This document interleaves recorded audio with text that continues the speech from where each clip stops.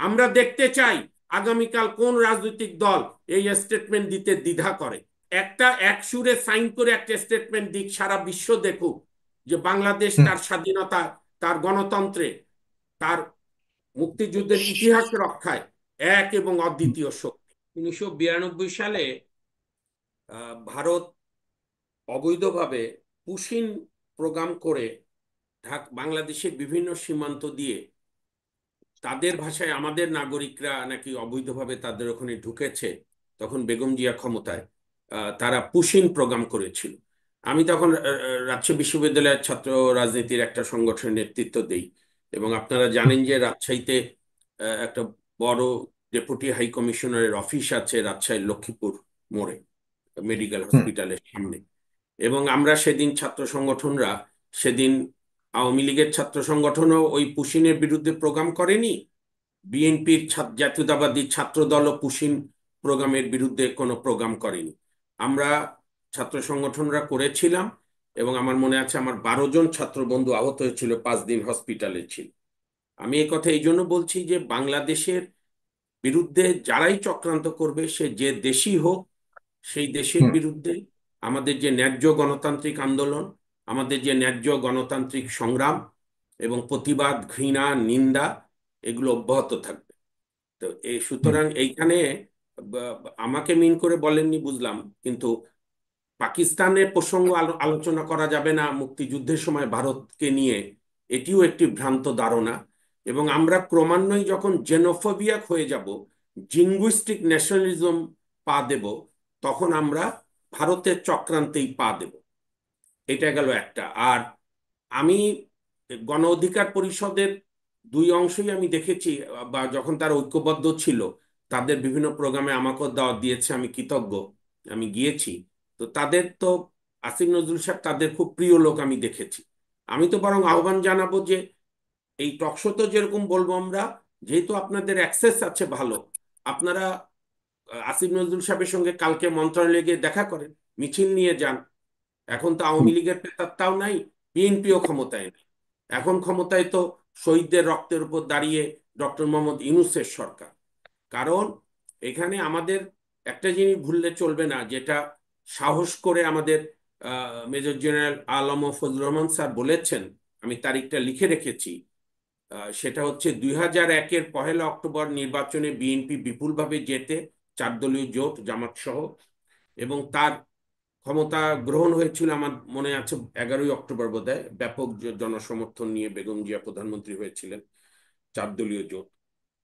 কিন্তু সেই ভারতের প্রেসক্রিপশনেই তো 2002-এর 17ই মার্চ জেনারেল ফজলুর রহমান সাহেবকে অবসর দেওয়া হয়েছিল, কারণ বিডিআর ডিজিদের সঙ্গে বিডিআর এবং বিএসএফ এর ডিজিদের মিটিং হবে না।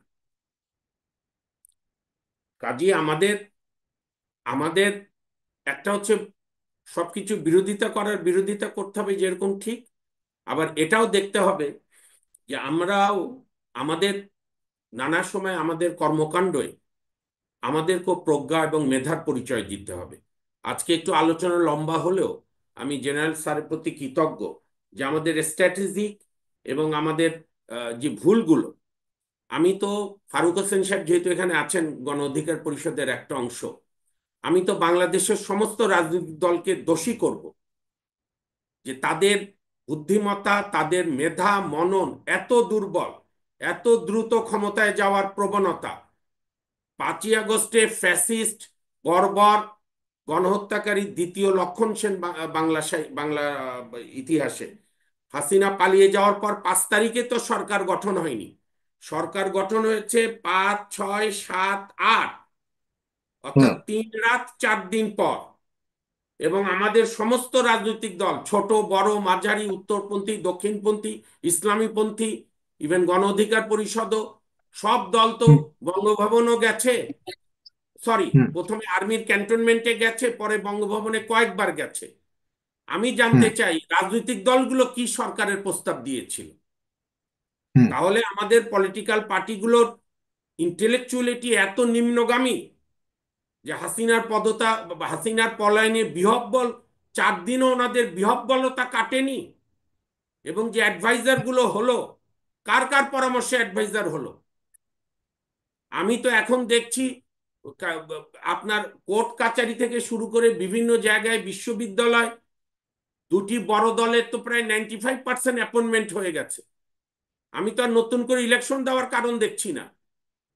যারা ক্ষমতা ভোগ করা তারা তো ভোগ করছেই, সেখানে তো আমরা সবাই নীরব। আপনি এটা হচ্ছে এঙ্গেজমেন্ট হয়ে আছে, কাবিনও হয়ে গেছে গোপনে, আপনি এটা গরু খাসি জবাই দিয়ে বিয়ে খাওয়াবেন। আমার বক্তব্য হুম। পরিষ্কার, ডক্টর মোহাম্মদ ইউনূস সাহেব যে তারিখই দিক, নির্বাচনের সংস্কারের জন্য কয়েকটি সংস্কার জরুরি। এটা ইন্টার রিলেটেড। একটা হচ্ছে বিচার বিভাগের সংস্কার, পুলিশের সংস্কার, প্রশাসনের সংস্কার। এই তিনটা সংস্কার না হলে হাসিনার চেয়ে ভালো কোনো নির্বাচন এই নির্বাচন কমিশন করতে পারবে না। আমি আজকে 16 ডিসেম্বর বলে গেলাম, দর্শকরা হৃদয়ে গেঁথে রাখেন।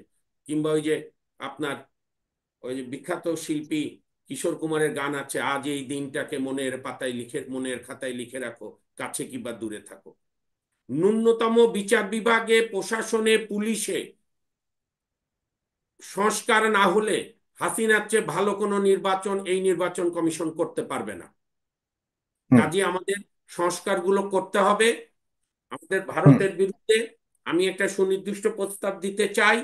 হুম। একজন ছোট রাজনৈতিক কর্মী হিসাবে, গণতন্ত্রে বিশ্বাসী একজন আইনজীবী হিসাবে, যে সেদিন যেরকম ডক্টর মোহাম্মদ ইউনূস সাহেব সব রাজনৈতিক দলগুলোকে ডেকেছিল, সেই ডাকা ডাকা হোক না হোক, আমি বিএনপিকে অনুরোধ করব, আপনারা যেহেতু সবচেয়ে বড় রাজনৈতিক দল, আপনারা কালকে দুপুরের মধ্যে উদ্যোগ নেন, সব রাজনৈতিক দল এক সুরে ছোট্ট একটা 7-8 লাইনের স্টেটমেন্ট দিয়ে সরাসরি মোদির কাছে পাঠান যে আপনার এই ধরনের ধৃষ্টতা বাংলাদেশের জনগণ প্রত্যাখ্যান করছে, আপনি আমাদের বিজয়ের ইতিহাসকে লুণ্ঠন করার চেষ্টা করছেন।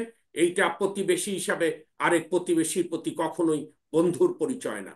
আমি সাগর ভাইকে অনুরোধ করব, আপনি সময় পেলে দর্শকদের ভোটে যান, যে সকল রাজনৈতিক দল এক সুরে, সব রাজনৈতিক দল সিগনেচার করে কালকে দুপুরের মধ্যে ইন্ডিয়ান এম্বাসির মাধ্যমে, ইমেল, আজকাল খোলা চিঠি আছে, মিডিয়া আছে, একটা পাতায় জাস্ট 5-6 লাইনের প্যারাগ্রাফ দিয়ে ইংলিশে, বাংলায়, যা যা ভাষা আছে সব জায়গায় তীব্র ঘৃণা জানানো যে আমরা আপনার এই বক্তব্যে, আমি স্যারের সঙ্গে একমত জেনে যে আমরা থোড়াই কেয়ার করি, বাট ফ্যাক্ট হুম। রিমেইন্স, যেহেতু আপনি ভারতের প্রধানমন্ত্রী, ভারত আমাদের হুম। প্রতিবেশী রাষ্ট্র, সুতরাং আপনার এই আচরণ ইন্টারন্যাশনাল ডিপ্লোমেসিকে লঙ্ঘন করে, আমার মুক্তিযুদ্ধের শহীদদের আত্মার প্রতি অবমাননা, আমার মুক্তিযোদ্ধাদের প্রতি অবমাননা।